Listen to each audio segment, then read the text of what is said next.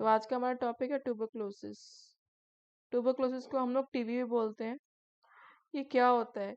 Tuberculosis क्या होता है? कम्युनिकेबल डिजीज होती है। कम्युनिकेबल डिजीज का मतलब ये होता है कि जो डिजीज एक पेशेंट से दूसरी पेशेंट में आसानी से फैल सके, उसको हम बोलते हैं कम्युनिकेबल डिजीज। एक होती है नॉन कम्युनिकेबल डिजीज और एक होता है कम्युनिकेबल डिजीज। कम्युनिकेबल डिजीज का मतलब ये होता है जो डिजीज का एक पेशेंट से दूसरी पेशेंट में आराम से फैल सके। नॉन कम्युनिकेबल डिजीज का मतलब होता है जो एक दूसरे से नहीं फैलता है।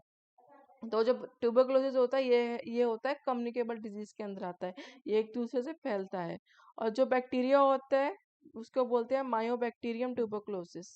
ठीक है, जो बैक्टीरिया कॉज करता है, कारण बनता है ट्यूबरक्लोसिस के लिए, उसे हम बोलते हैं मायोबैक्टीरियम ट्यूबरक्लोसिस। ये जो टीबी का होती है ये मोस्टली क्या करती है, अफेक्ट करती है लंग्स को। ठीक है, लंग्स को ये ज्यादा इफेक्ट करती है, फेफड़ों को। ठीक है, और फेफड़ों का दूसरा नाम क्या है? पल्मोनरी।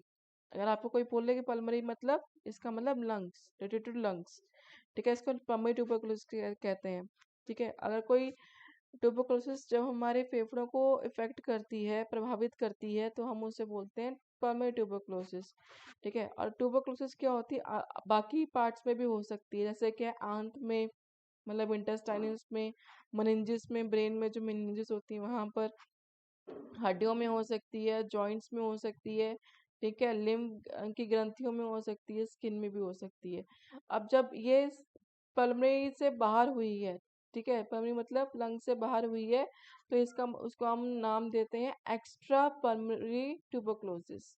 ठीक है, एक्स्ट्रा पल्मोनरी ट्यूबरक्लोसिस मतलब एक्स्ट्रा मतलब बाहर। ठीक है, और पल्मोनरी मतलब आपको मैंने बता दें लंग्स। ठीक है, तो लंग्स के बाहर जो टीबी होती है, जैसे कि आंत में, मेनिंजेस में, हड्डियों में, जोड़ों में, उसको हम बोलते हैं एक्स्ट्रा टीबी पल्मोनरी ट्यूबरक्लोसिस। ठीक है, और ये जो डिजीज होती है ये मोस्टली क्रॉनिक हो जाती है। अगर इसके sign and symptoms patient note ना करे, ठीक है, तो ये लंबा टाइम ले सकती है अपना ठीक होने को। और ये जो डिजीज होती है एनिमल्स में भी होती है, ट्यूबरकुलोसिस जो होती है उन एनिमल्स पे भी होती है, ये भैंस वगैरह में, तो उसका नाम है बोवाइन टीबी। ठीक है, बोवाइन टीबी अगर एनिमल्स में होते हैं तो उसका नाम है बोवाइन टीबी। ठीक है, और ये ह्यूमन के पॉपुलेशन को भी इफेक्ट कर सकती है। पॉजिटिव एजेंट किसके कारण होती है? जैसे मैंने आपको पहले बताया, मायोबैक्टीरियम ट्यूबरकुलोसिस एक बैक्टीरिया है जिसकी वजह से ये होता है। ठीक है, और जो बोवाइन होती है वो क्या होती है? बोवाइन स्ट्रेन जो होती है, ये कैसे कैटल वगैरह की वजह से ही होता है। ठीक है, सोर्स कहाँ से ये होता है? पहला है ह्यूमन सोर्स, मतलब मानव। ठीक है, जैसे किसी एक पर्सन को ट्यूबरकुलोसिस है, बीमारी है, और उसके संपर्क में दूसरा पर्सन है, और वो विदाउट एनी प्रिकॉशंस अपने मुंह नहीं ढका, पेशेंट ने जिसको है मुंह नहीं ढका, और वो दूसरे पर्सन से बात कर रहा है, तो उसको भी जैसे ड्रॉपलेट होता है ना, उसका ड्रॉपलेट उसके ऊपर गिरा, ठीक है, थूक तो हल्का फुल्का जो हम बात करते हैं, या फिर सांस से सांस वो तो होता है, तो उससे भी दूसरे पेशेंट को क्या है, ट्यूबरकुलोसिस हो सकता है। बोवाइन में कैसे हो सकता है? गो जाति में कैसे हो सकता है बोवाइन में? जैसे हम किसी एनिमल में, किसी भैंस को क्या है, या किसी गाय को टीबी है, ठीक है, और उसका दूध हम लोग पी लेते हैं, तो हमें क्या है, उस गाय से हमें इफेक्ट हो सकता है। नेक्स्ट है मोड ऑफ सप्रेशन, स्प्रेड मतलब फैलने की विधि। ये जो होता है ड्रॉपलेट, मैंने आपको बताया, जैसे कि कोई पेशेंट जिसको इफेक्ट है, जिसको ट्यूबरकुलोसिस है, वो विदाउट एनी प्रिकॉशंस, कोई प्रिकॉशंस नहीं लिए, ऐसे अपना मुंह नहीं ढका या फिर अपने को आइसोलेट नहीं किया, तो वो डायरेक्टली बात कर रहा है किसी पर्सन से, सामने वाले पर्सन से, तो वो जब बात कर रहा है तो वो सीधा उसकी रेस्पिरेशन उस पेशेंट के अंदर जाएगी, और दूसरा पेशेंट क्या है, उसको इनहेल करेगा, या फिर जो ड्रॉपलेट होता है, थूक होता है, वो थोड़ा सा जाएगा, और वो पेशेंट क्या है, इसको फील कर सकते हैं, नहीं कर सकता, तो उसकी वजह से दूसरे पर्सन को भी ट्यूबरकुलोसिस हो सकती है। ठीक है, और दूसरा बात ये क्या होता है कि जैसे एक बर्तन खाना एक सॉरी एक पर्सन खाना खा रहा है, ठीक है, जिसको ट्यूबरकुलोसिस है, ठीक है, वो इस बर्तन में खाना खा रहा है, और वही बर्तन जो है सब लोग उसका जूठा खा रहे हैं, तो उस दूसरे पर्सन को भी ट्यूबरकुलोसिस हो सकती है।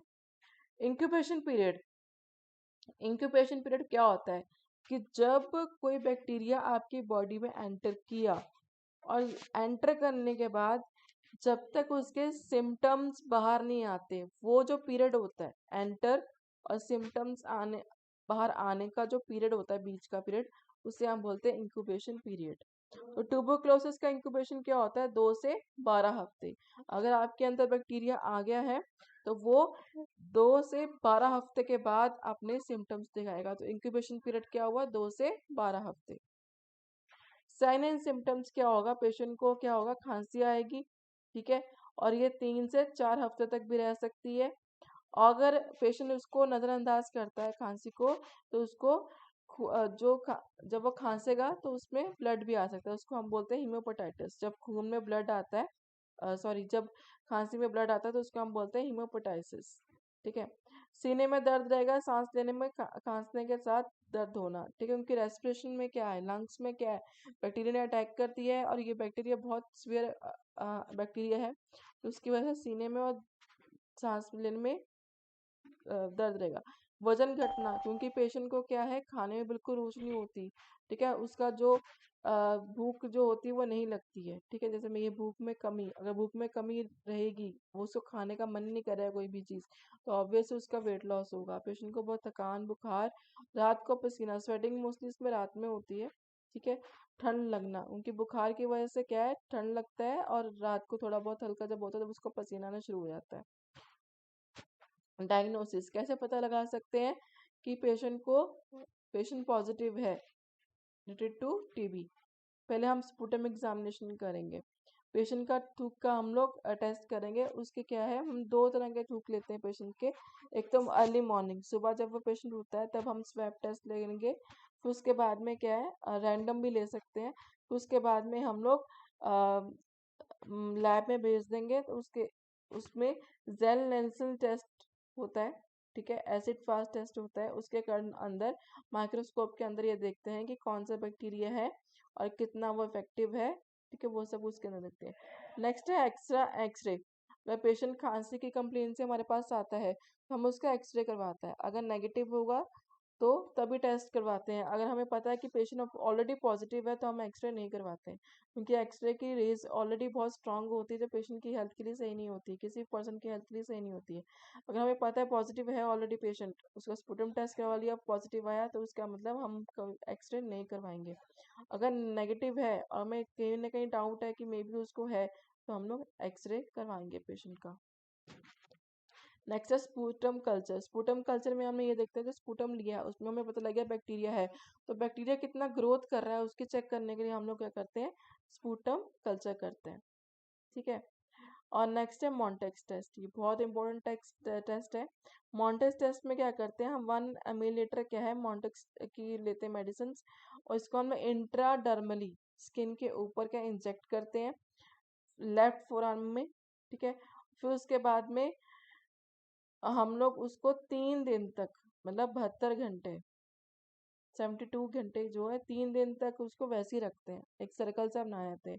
अगर वहां पर वो 10 mm में वो स्वेलिंग हुई है, तो इसका मतलब क्या है, पेशेंट पॉजिटिव है। अगर 6 mm से कम हुई है स्वेलिंग, तो इसका मतलब पेशेंट नेगेटिव है। इसकी पिक्चर्स में दिखाती हूँ।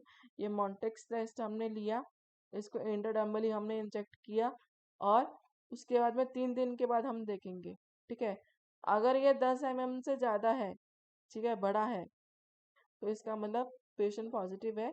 अगर 10 mm से नीचे है, ठीक है, या 6 mm से नीचे है, तो उसका पेशेंट नेगेटिव है। ये ऐसे हम लोग देखेंगे, ठीक है। अगर ये बढ़ गया है 10 mm से और ज़्यादा, मतलब पेशेंट पॉजिटिव है। 6 mm से कम है तो इसका मतलब पेशेंट नेगेटिव है, ठीक है। यहाँ पर आप देख सकते हैं, ओके। ट्रीटमेंट के लिए हम लोग कीमोथेरेपी पेशेंट को देते हैं, ठीक है। और डॉट्स जो होती हैं, डॉट्स में क्या कहते हैं, हम मल्टीपल जो होती हैं मेडिसिन पेशेंट को देते हैं। डॉट्स की फुल फॉर्म क्या है, बहुत इंपॉर्टेंट है, क्वेश्चन आ जाते हैं। डॉट का मतलब क्या होता है, directly observe treatment short course. हम पेशेंट को अंडर ऑब्जर्वेशन लगाते हैं, उसका घर पता जो भी है उसको नोट कर लेते हैं, पेशेंट को ऑब्जर्वेशन के अंदर लगाते हैं, और पेशेंट को हमेशा क्या है, ये बोलते हैं कि अपने आप को बिल्कुल आइसोलेट कर ले, अलग कर ले, ठीक है।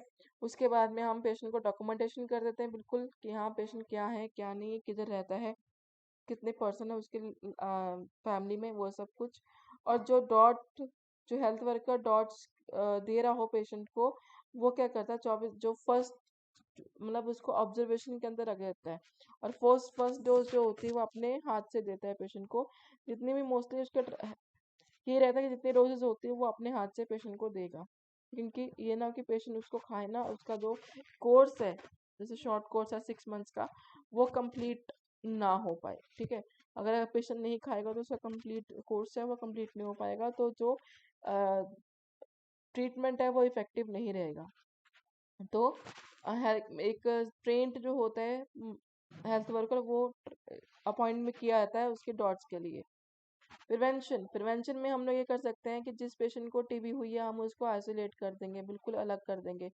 अलग इसलिए करेंगे, जैसे हमने पढ़ा कि जब वो किसी के संपर्क में आएगा, माउथ टू माउथ बात करेगा, या फिर क्या है उसके जो बर्तन होंगे वो कोई यूज करेगा तो उससे उसको टीबी हो सकती है। तो उसको हम अलग कर देंगे एक रूम के अंदर। रूम ऐसा होना चाहिए जिसमें प्रॉपर वेंटिलेशन हो, बंद रूम नहीं होना चाहिए।